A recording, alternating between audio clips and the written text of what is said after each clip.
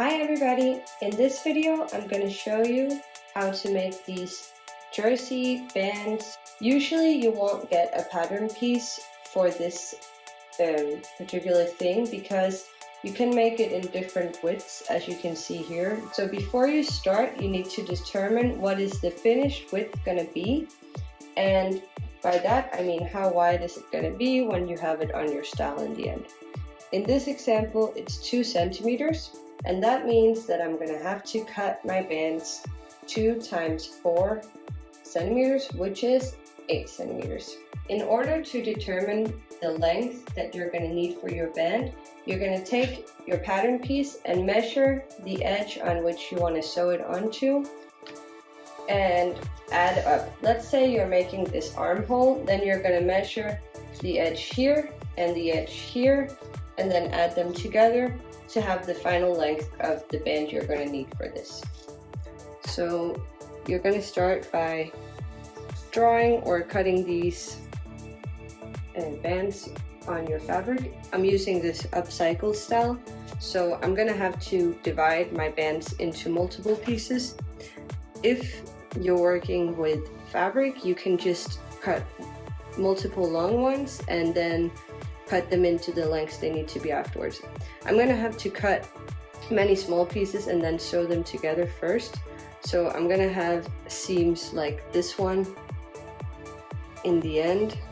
You can see it, because for this one as well I used an upcycled style, and again the leftover fabric, it wasn't big enough to make a band without any kind of seams. So I'm going to be doing the same now. I'm going to make many small ones, sew them together into longer ones. The easiest way to make these is definitely if you have one of these cutters, rotary cutters I think they're called. So what you're going to want to do is take your ruler and line it up. If you're working with jersey, it's important that you pick the direction where the fabric is most stretchy.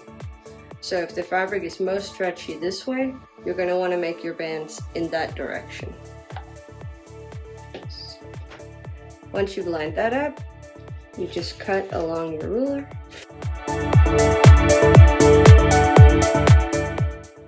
I want to make mine 8 centimeters wide. So I'm just going to go ahead and use anything I have to mark with at 8 centimeters.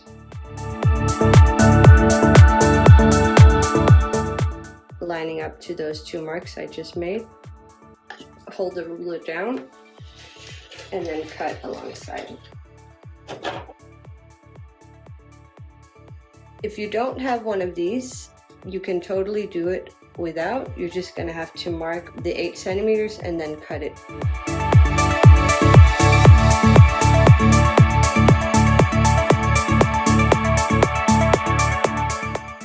That is how you cut these bands, and like I said, if you, like me, have to cut multiple small ones, then you just line them up at the end and sew them together so you'll have longer pieces.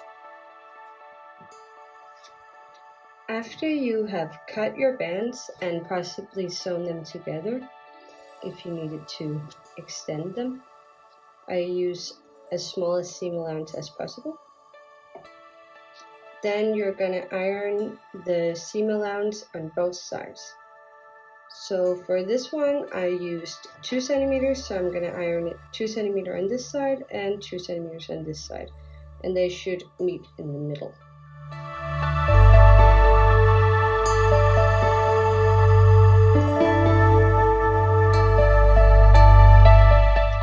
Once you've ironed the seam allowance in, we're going to iron it in half, and this is going to be our finished band.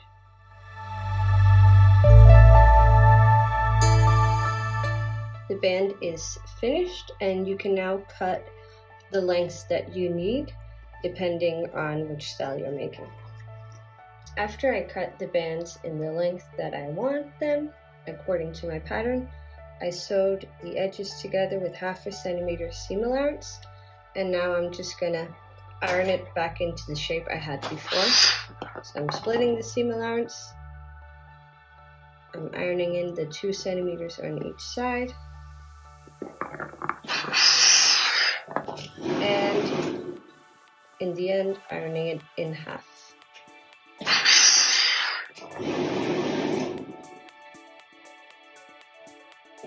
Now that I've ironed all the bands, I have pinned it onto the style that I'm sewing on, just so that I know it's going to fit all the way around. And I pinned it from the wrong side because we're going to start with sewing it here in the seam allowance from the wrong side, and then we're going to flip it around and stitch it down on the right side, which I will show you. We're working with a seam allowance that's 2 centimeters, but I'm actually going to sew just a little bit less than that so that I'm sure I have enough to fold it. So let's say 1 centimeter, 8 or 9 millimeters. So I can see the fold line that I already ironed, and I'm just going to do it a little bit out of that.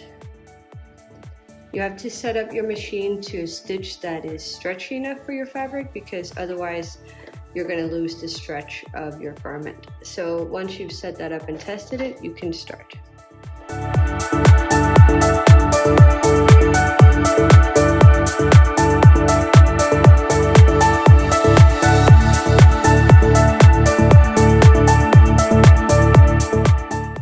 After I've gone all the way around, I'm just going to continue past the stitch a little bit to make sure it doesn't unravel. And as you can see, the last step is to stitch down this band over and close it off with the same type of stitch that we just did. So if you're new to this, you might want to pin this down so that you make sure you have control over it the whole way around. You want to make sure when you pin it down that your edge is around the 1 or 2 millimeters that you went further out on your seam allowance. These 2 centimeters should then cover that stitch by approximately that amount, which is 1 or 2 millimeters. And now I'm going to finish it off by sewing a stitch approximately 1 millimeter from this edge. Like before, I'm just going to continue over the stitch where I started to make sure nothing unravels. And I'm going to take it out. And now you should have on the right side a neat stitch 1 millimeter from the edge, and on the wrong side it should look approximately the same. So it's the same from the outside and the inside. Don't worry so much about the inside if it doesn't turn out perfect. That you can see it didn't happen here either. As long as it looks really nice from the outside, you should be very happy with this result. Please remember to like the video and subscribe to our channel so that we can keep making more videos like this.